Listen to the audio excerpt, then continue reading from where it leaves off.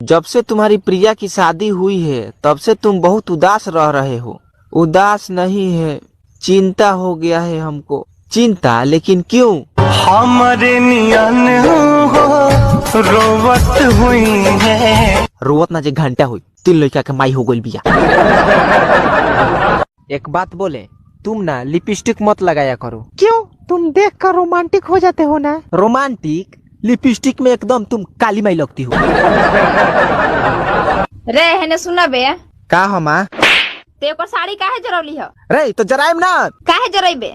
ओकरा के कौन तू गिफ्ट देले रहलो?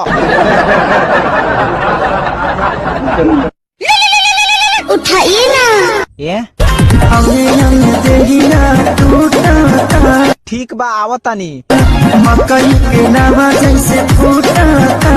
हाँ, अगर जब बहाना कइले होखबे तो हम साचहु तुरेम।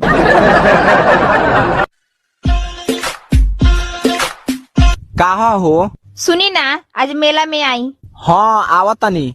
आओ अकेले बारू नु? हाँ, हमार सहेली आ मौसी के 2 लड़की बालो आवतनी स। अरे 5 गो 6 गोरी, हमरा लगे पैसा कहाँ बा? हम कुछ नहीं के जानत, हम नियागल बनी स। रुआए के बता आए के बा। ठीक बा, आवा सनिया। घर ही पर से छोड़ दे, मैं कहम कि छूट गइल हो।